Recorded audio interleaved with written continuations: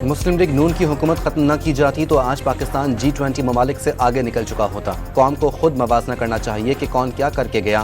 میاں نواز شریف کا لیگی رہنماؤں سے خطاب۔ وزیر اعظم شہباز شریف کا چین کے تاریخی ٹیراکوٹا واریر میوزیم کا دورہ۔ پاکستان میں آثار قدیمہ کی بحالی اور انہیں سیاحتی مقامات میں تبدیل کرنے کا اعلان کر دیا۔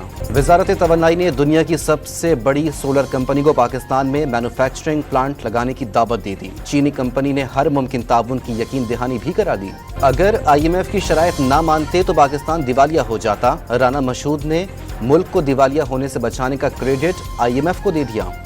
گزشتہ 15 سال کے دوران سندھ حکومت کو کراچی کے لیے ملنے والے 22,000 ارب روپے کہاں چلے گئے؟ وفاقی وزیر خالد مقبول صدیقی نے سوالات اٹھا دیے۔ استحکام پاکستان پارٹی نے سانحہ 9 مئی کے منصوبہ سازوں اور ذمہ داروں کو سزا دینے کا مطالبہ کر دیا۔ رکن شعیب صدیقی کی جانب سے پنجاب اسمبلی میں قرارداد جمع۔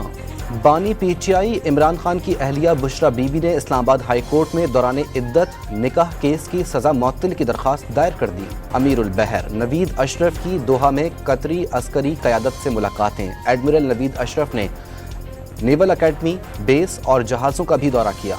ساہیوال کے DHQ اسپتال کے چلڈرن وارڈ میں ہولناک آگ بھڑک اٹھی۔ آگ اور دھوئیں کے باعث 2 بچے دم توڑ گئے، 2 کی حالت تشویشناک۔ وارڈ جل کر راکھ ہو گیا۔